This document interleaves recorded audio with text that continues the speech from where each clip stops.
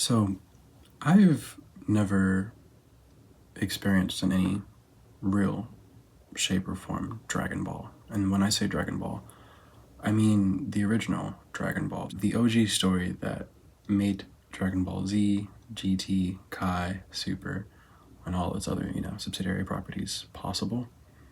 I was born in the late 90s and I came into Dragon Ball and really all of anime through Toonami on Cartoon Network.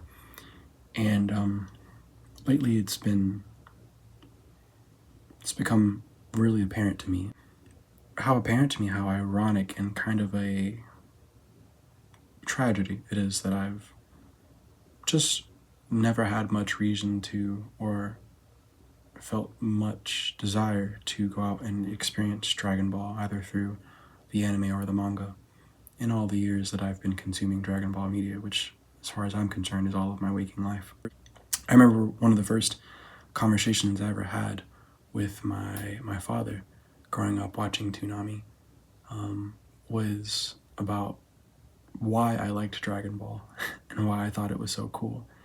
And I was explaining to him that I thought that all the characters had electricity powers, and that's what let them be super fast and super strong, because they were like, jacking up their muscles, and that they use the electricity to like superheat it and throw plasma beams from their hands from that electricity. And I was saying all these things probably as like a 6-year-old, and I obviously found it very, very inspiring. But I think what I've come to realize is that iteration, that isotope of Dragon Ball was specifically exciting to me in ways that were a great deal in part due to the timing of it with my age, my lack of exposure with the medium of anime, shonen anime specifically in genre.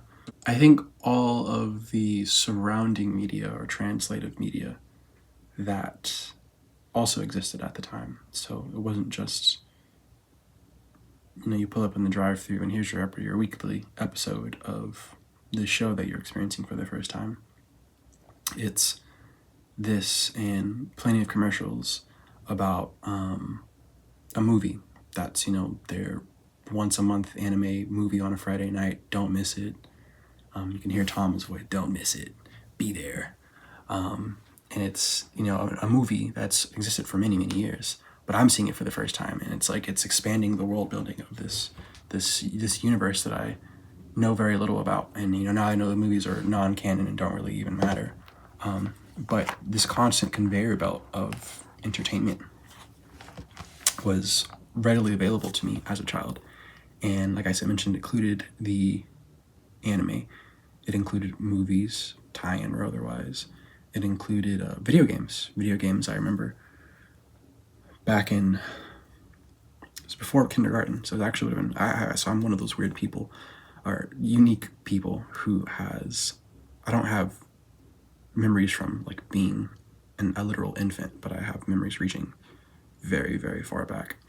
And I remember being picked up from daycare one day, and as I was waiting for my mother to finish talking to teacher, I was watching these two boys play something on the TV that I, many, many, many years later, came to realize when my cousin brought home Dragon Ball Budokai 3.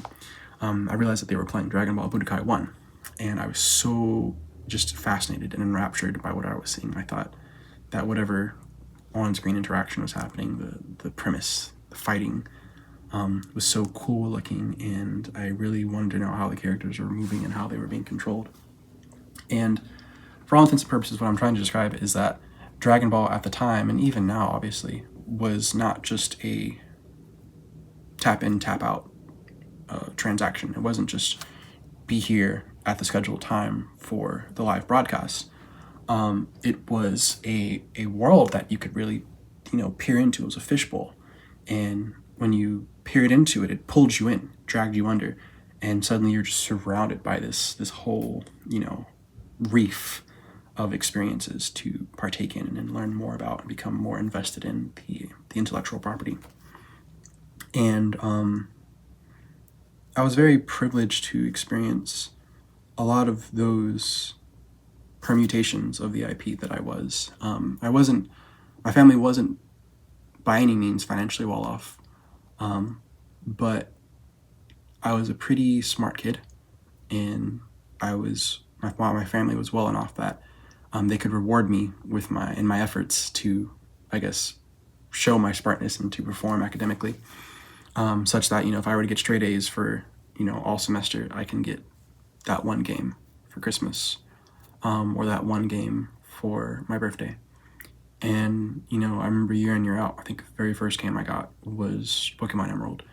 And I didn't have any other games on the Game Boy for a long time after that. And I think maybe a year or two after I got a Game Boy, my father decided to buy himself a PS2, and he said it was his, but he let me play it, and so it was really mine.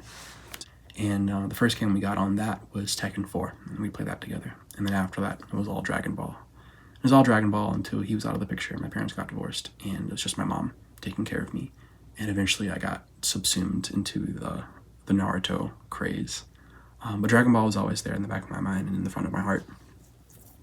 And I just think it's so strange that this thing that was the beginning of everything for me and is very much returning to me of recent. Like I said, it's in the back of my mind, in front of my heart, but there's so many aspects of it that I've always felt the need to hold at arm's length.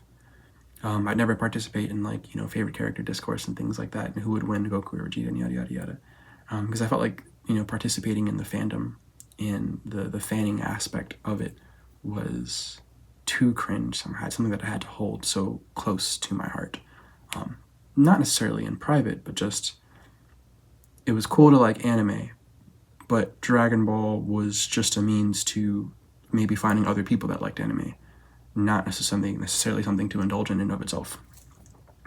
And here I am now, almost approaching 30, and I'm a grad student, and I've already written an undergrad thesis on magic systems with particular attention given to Dragon Ball, because I wanted to talk about how Dragon Ball, being the grandfather of shonen, kind of set a lot of trends and expectations and created a lot of tropes for storytelling that originate in its magic system, Ki.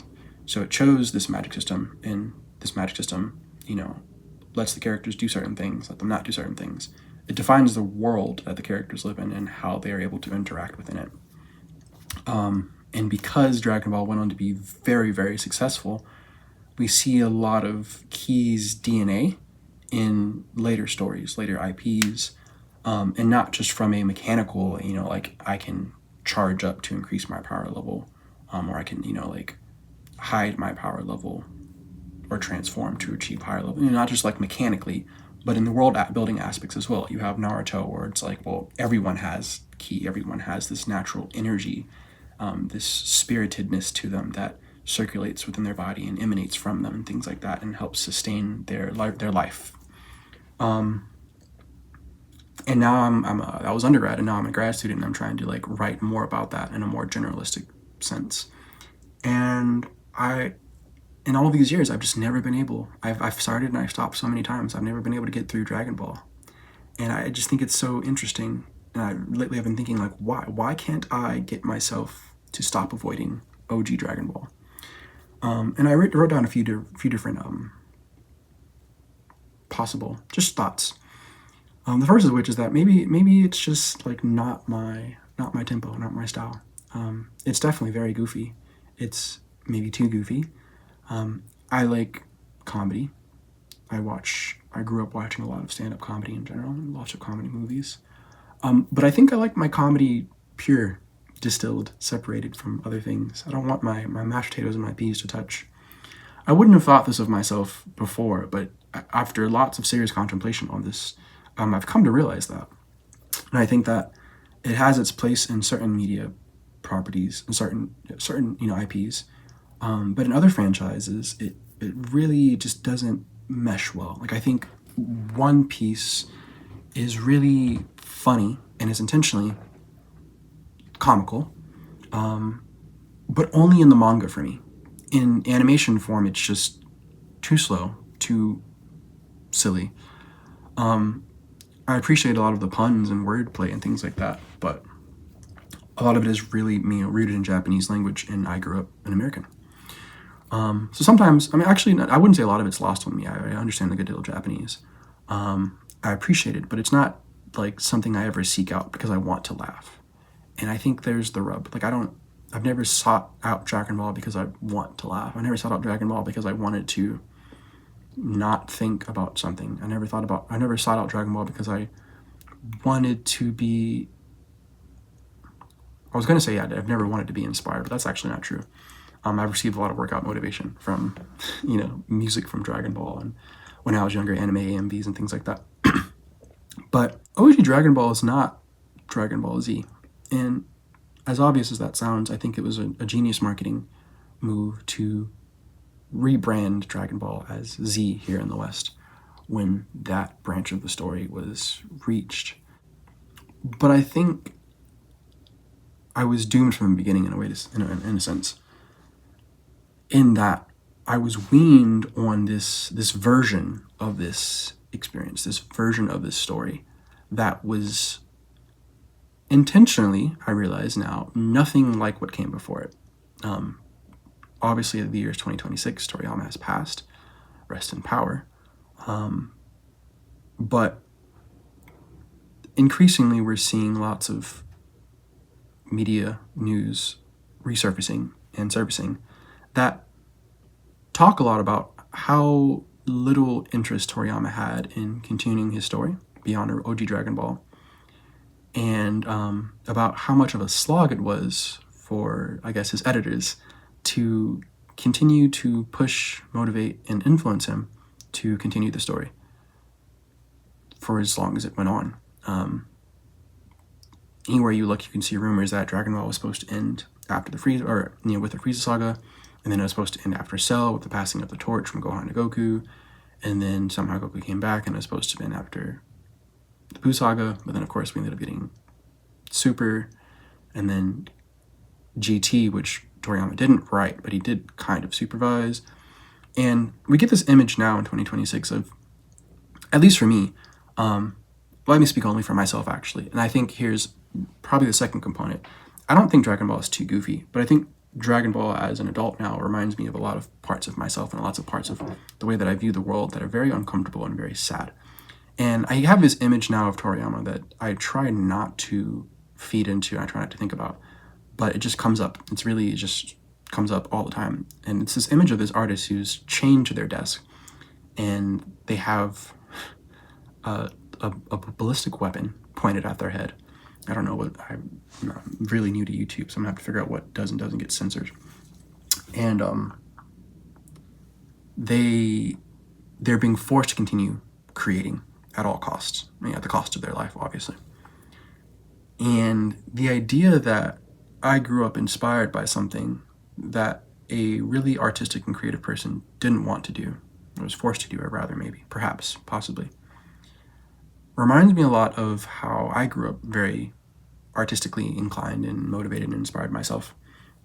And in many ways, because of life and events in life and circumstances in life, I felt a lot of that whimsy, a lot of that creative impulse, a lot of that artistic drive and inspiration just beaten out of me. And I experience a lot of creative impulse now that I've rekindled a lot of my I've undergone a great deal, many years of the process of rekindling my childlike sense of wonder and trying to reconnect with lots of my original inspirations and motivations in life from early on in life. But I still struggle with lots of things. I still struggle with drawing. Drawing was probably the first thing I ever did of my own accord and religiously. I drew almost all the time as a child. You couldn't keep me away from it unless I had something else to do. And then suddenly one day I just didn't. And yeah, I realized that, like, on the one hand, it's just this awkward feeling of I am consuming someone else's suffering, possibly. I'm benefiting from it. Of course, there's no ethical consumption under capitalism, but it's never fun to feel like you have to be constantly reminded of that. The other component to that is kind of with growing into an adult and experiencing a bit of the adultification process of creativity. I imagine a lot of what it must have been like, or what it must have required of Toriyama. And many people in Toriyama's position sense what it was like to have something inspire you, something however original, however derivative, that you create from your mind, your heart, the core of your being, and to have that thing be deemed successful, worthy of attention, critical acclaim. But what's important here is worthy of money, worthy of the attention and praise and exchange of money. When money becomes a part of the equation, so many more things get put on the line. It's not just your ability as a creator, your illustrative ability, and your ability to portray concepts and your imagination through the cultivation of your hand, or your ability to elucidate ideas through the poetry of your words and things like that.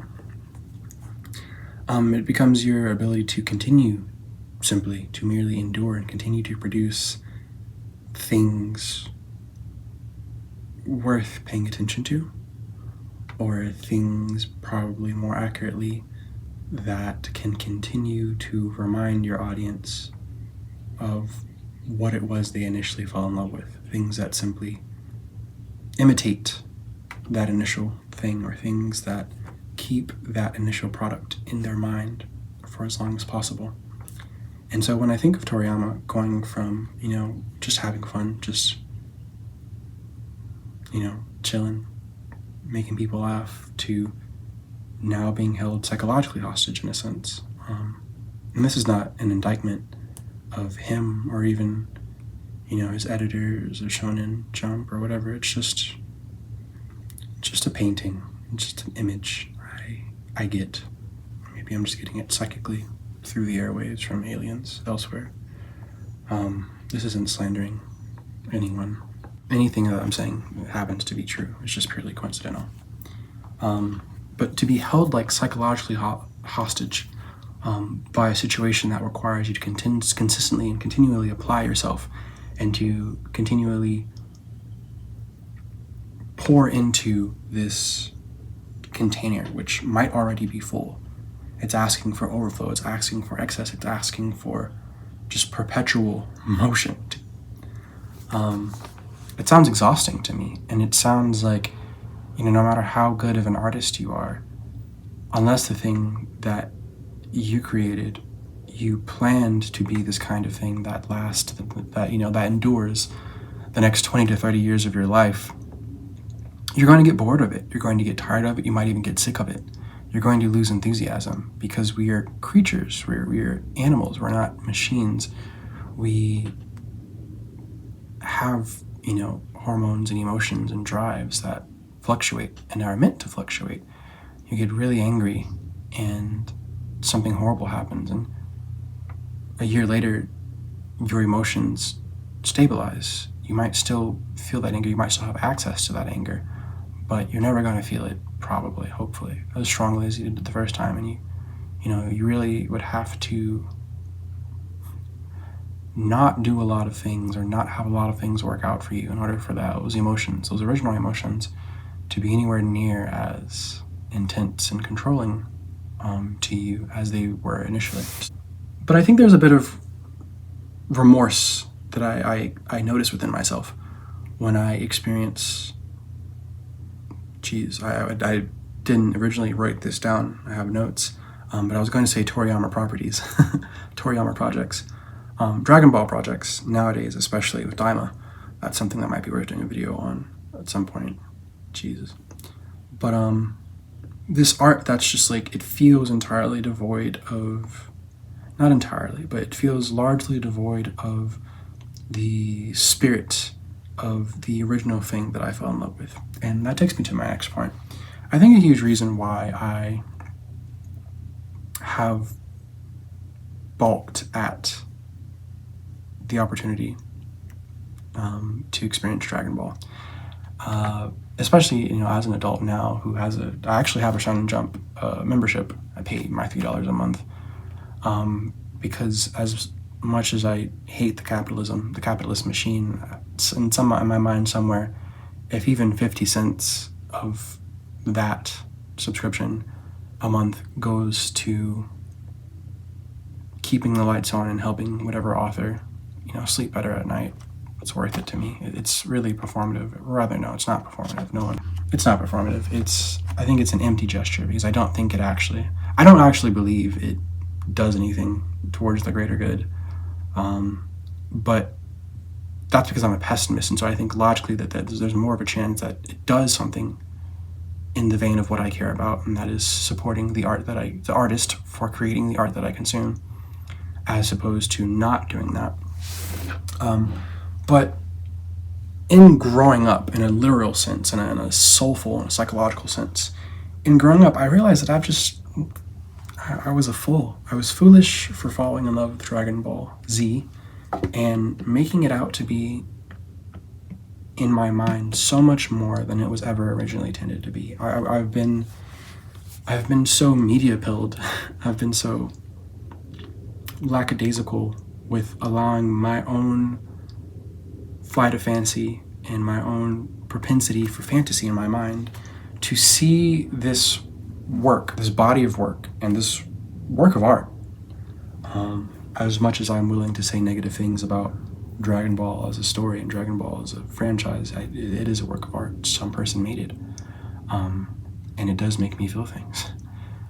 I came into it at a weird time when it was very much being marketed for a lot of the things that were considered or proven to be more marketable to people like me, young children in the West who liked action shows and who liked fighting and who liked, hero's journey stories and things like that. So you got your Budokai 1s and 2s, and you got your Budokai Tenkaichis. You got Legacy of Goku on Game Boy. You got Goku, the GT game, and so many other things that were just different distillations of this exciting fantasy of being Goku or being a Saiyan or being someone living in a world where ki exists and you can do superpowered things with it, later on with Raging Blast and Xenoverse, to create your own character and things like that. All of those things that I named, I think, are probably more properties of Journey to the West, aka the story and the property that Dragon Ball takes direct inspiration from, than they are OG Dragon Ball in and of themselves, which is interesting because you see Journey to the West have these qualities, and then Toriyama remixes them. And then the way I see it, again, like the thing that capitalism forces that force or influence Toriyama to remix that story into is once now more reminiscent of the original thing, where it has those tropes of the hero's journey, things that we relate to story structures here in America, in American academia. And I think that a lot of it was because it was easily recognizable, very palatable, easy to pick up, very accessible for especially Western audiences and things like that. I'm not saying that the West wrote Dragon Ball Z. The West didn't, grab Toriyama's hand, spiritually speaking, and force him to, like, Frankenstein Dragon Ball into Z. I'm speaking to the iterative process of creating a long-running work of fiction. And, the countless lessons that we've learned, not even, as a community of mangaka, which I am not a part of, but as a society, about, the way that audience expectations and reception shape that process, the way that those things can completely contort the final product when you look at, original iterations or permutations of a world, a universe, and later things. Look at Marvel Comics and the MCU, what's been happening since Disney.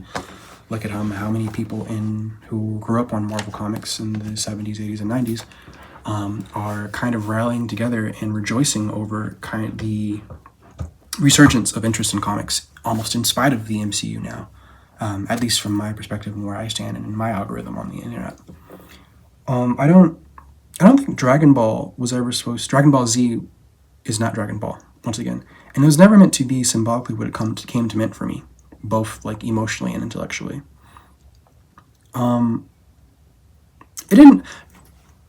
Dragon Ball wasn't created intending to be the father of modern shonen. I think Dragon Ball certainly wasn't. I think Dragon Ball Z definitely found its footing there. But but it was not intended with that, it's not created with that intention. I don't think One Piece was created with the intention of being a part of the big three, or being the next Communist Manifesto for that matter, but I might be wrong on that. Anyway, I can hardly imagine that Toriyama endeavored to pursue a creative project such as Dragon Ball with the intent to establish norms, rewrite norms, set a precedent for what storytelling within this genre and thought space, that being shonen, is supposed to be. Once again, Dragon Ball was a very different thing before it became a widespread thing. And I think that one of the largest proofs of that, largest evidence of that, is how Toriyama has been really willing to share with us, or how he was, the fact that he would forget things, and that he oftentimes would make things up as he went. And occasionally even that he would hope, I put it that way, would hope that the story he'd be contractually off of his obligations after certain parts of the story would culminate, namely the Frieza saga and other things. Piccolo Daimao saga as another example. So when I think of like my personal investment, right, I'm a scholar. I'm an academic scholar, among other things. I'm an artist. I'm working to become an artist, a better artist. I'm working to become a more public and visible artist. I'm an artist with aspirations to have my art be consumed by the general public, not just a person who does creative things for a hobby, privately. Quite the opposite. It's a wonderful thing. It's a wonderful and fortunate and I think beautiful thing of human creativity and our ability as humans to recognize creativity and recognize beauty in our fellow human beings. Toriyama didn't create OG Dragon Ball with the intent of having it studied by scholars around the country or scholars across the world, on the other side of the world, even. I would think almost quite the opposite for the most part. If I were to make something like he did and have it, be aired on television around the world, I'd be really happy. Of course, that happens with virtually any anime nowadays because of the way that money has decided that should work. But it has now come to mean something much larger than itself. And, for me, especially in the future, if I am to progress from being a researcher to a professor, for instance, that might be like my claim to relevance, my expertise or my level of expertise and years of investment with regards to this franchise, with regards to this intellectual property and its surrounding works. I would be the I could be the Dragon Ball professor. That's an amazing thing, but that's not what OG Dragon Ball is about. It's certainly, I don't think what Z is about. I'm trying to make it what Z is about. That's my research interest. My research interest is, one of my passions in life is making it so that people can learn to appreciate and understand anime, particularly shonen, beyond just a thing of entertainment, laughter, joy, distraction, and to be able to really dig deep and get granular with their experience and with the actual media, so that they can, really consume and ingest it at a maybe even intellectual level at times. I'm not trying to intellectualize anime, but I think that there are lots of intellectual things about anime that people don't realize, probably just don't care about, but aren't appreciated. They go underappreciated. And I think it's a sad thing when creativity goes underappreciated, both from a standpoint of life is difficult and beauty is not hard to come by, but hard to notice. And art is underappreciated, undervalued financially, and artists deserve to be paid and treated better. Those are strong convictions and beliefs that I have, and I think that potentially by talking about more anime in an academic context, and when I say academic, I mean institutions, universities, there's a maybe, I'm not believing that the world is necessarily, well, I hope that doing so would bring more attention to the plight of artists and creatives in this industry and in this field, and also that just more people would learn to, or be made aware of really beautiful things that are out there in the world that people are making every day, and that they might not be trying to or looking to experience on account of how it looks, and or that other people, maybe more ill-intentioned people, might only be looking to experience by way of having it make them money, as opposed to having it make them want to build community, and having it make them want to participate in communities and share in lived experiences and emotions with their fellow human beings. So yeah, I just think that in a cosmic sense, it's really silly. It'd be really silly if I were a Japanese individual born in Japan, native-born Japanese person growing up in, say, the same time period, maybe a little earlier, late 80s, and I once saw Teenage Mutant Ninja Turtles, and I'm not saying this is me, but decided to make this like the crux of my existence, like not the crux, the cornerstone, the foundation of my intellectual being, to the extent that I wanted to go out to school, maybe go to school in America, and try to make a whole career out of studying and talking about and somehow financializing those two things. Teenage Mutant Ninja Turtles. It'd be really silly. Why? Because I don't think Teenage Mutant Turtles either presented or positioned itself to be the kind of thing that someone could do that with. But, like I mentioned, one of my conventions is that entertainment media largely hasn't been presented to us, or hasn't presented itself in a way to be appreciated in those ways, and I wish to change that. So, I have a lot of intellectual and emotional investments, obviously. I see Dragon Ball as kind of a money printer, more so than a work of art nowadays. And I think that isn't really a criticism. That's just me that's not me trying to do anything. That's me offering an objective, my objective view of reality. If I think of a media franchise, a piece of media, like just a painting, is a work of art, one thing. A series of paintings inspired by the first painting's success becomes a franchise, approaches what I would call a media franchise. Series of paintings, or maybe we can think of it as one song, one entity, let's say Kanye West in the early 2000s, before his mother passed, versus Kanye West across the next 10 years, 2005 to 2015. Kanye West has gone from a person that makes this kind of art, or made this one or two things, songs, to albums, to a style, to he has people who take inspiration from him. Could have picked a better artist in terms of both timing, but also maybe having a genre that I can attach to it. But now he has a franchise. He has I guess in a individualistic sense, we would refer to this as a brand. So that, we can say it's interchangeable there. So Dragon Ball is more of a brand now. And in terms of a brand, it's not a brand that exists the way that, well, I actually didn't intend for this, but maybe I actually do agree. I was going to say it doesn't intend the way that Hello Kitty exists, where it's meant to like, ooh, that might be a huge can of worms that thankfully I don't have the kind of viewership to really worry about in terms of the comments.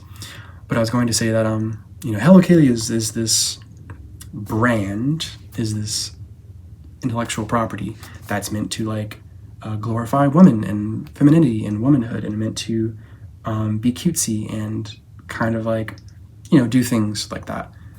I don't have enough exposure to that to actually say that and mean it, or to say it, mean it, and hopefully and intend for it to hold weight. I think I'm too educated to think that I should say things like that. But maybe that is the folly of education. And kind of what I'm saying is the folly of education is that somehow I got a degree writing about Dragon Ball and why magic systems are important, and why Dragon Ball, or how Dragon Ball set really big deal precedents for storytelling, for a storytelling perspective, and why we should pay attention to those precedents and how they help and hurt, shape outcomes for later stories. Why, Ki is really detrimental for Naruto, but really helpful for One Piece, because Naruto I wouldn't say Naruto takes too many cues from Ki or Dragon Ball's magic system. They just kind of take inspiration from the same place, ironically, which is real world, chakra as a concept. But One Piece, I think, succeeds in not struggling to adapt its own magic system, which takes a lot of inspiration from Dragon Ball's mechanics, because it remixes it sufficiently. It makes it enough of its own thing. Whereas I would make the argument that I think Naruto fails as a property or franchise, once again, nowadays for lots of reasons. But one of the reasons, probably one of the smaller ones, but one of the reasons is that I think it failed to stay true to itself, and I think it's failed to stay true to its premise of chakra as its own separate thing from Ki. Whereas originally chakra was this thing with lots and lots of limitations, and later on we just see characters that are essentially just Dragon Ball characters. Or, as a really good friend and colleague of mine said, they're just magicians. They're just casting spells. So imagine, instead of Dragon Ball being hand-to-hand combat, we're looking at Dragon Ball Super with Moro and whatever, and people are just using magic to fight as opposed to throwing hands. That was a lack of follow-through, and that lack of follow-through in my mind could have been a lack of planning. I know I've seen lots of reviews that Kishimoto always wanted to write a mecha anime or mecha manga, but whatever the reason, I can look at this thing and say here's a pattern here, and you can't argue with me as to whether or not that pattern exists in my mind. I could be wrong as to whether the pattern exists objectively speaking, but in my mind it exists, and it has a relation to things that have happened that came before it, and lessons that could have been learned from that thing that happened before it. That being how Ki as a magic system, and therefore a narrative system, in the way that it was used, made it so that the story was really difficult to tell in a enduring and satisfying way. We see the degradation of the idea of martial arts, the idea of mastery of technique, the idea of the cultivation of one's spirit in a disciplinarian sense. We see these concepts and these ideas degrade in the story across time, from beginning of Dragon Ball to the end. And we see evidence of awareness of that from the author's standpoint. Take power levels, for instance, and how they were brought up and then just completely thrown away with. We see lots of evidence in my mind, and once again I'm back to making an argument, of someone finding themselves in a corner and trying to back their way out of it, or someone making the road by walking. And I see a lot of similar things happen across Naruto's runtime. And I think the solution for my disenchantment is to actually just read Dragon Ball. And I actually plan on doing that. This part of this video in my mind is to declare that I'm going to do that, and that I want to do a separate check-in where I talk about my experience with it. It's a fairly short run. I'm a pretty fast manga reader. Not to toot my own horn, but I think that I can glean a lot from that experience. And more importantly, as a scholar and an artist, I thought, especially because I'm beginning this YouTube thing, it'd be cool to announce that I've been working on this project where I do a rewrite of Dragon Ball. And I really think that learning more about the roots, learning more about the actual beginnings and heritage of the story that I've come to become enamored with, the story as I see it, it'll be really edifying and helpful for me to familiarize myself with the tones and themes and the original. I can't look back in time just by looking at a piece of work and say, here are the artist's intentions. But I can see or get a feeling for where the artist was at the time. And I think that, for instance, the humor, the comedy, the levity of the story is something that is worth keeping in any rewrite of the story. Just like the cool factor, the coolness, the edginess, the rule of cool later on in Z is worth keeping. Not necessarily because it might have been something that Toriyama himself might have been enamored with. I don't know. Maybe he loved Super Saiyan 2. You know, maybe he loved Majin Vegeta. I mean, like Super Saiyan 2 Gohan, Kid Gohan versus Cell. Maybe he grew to love the cooler, edgier aspects of it that we now identify with the shonen genre. I don't know. I wish I could have spoken to him.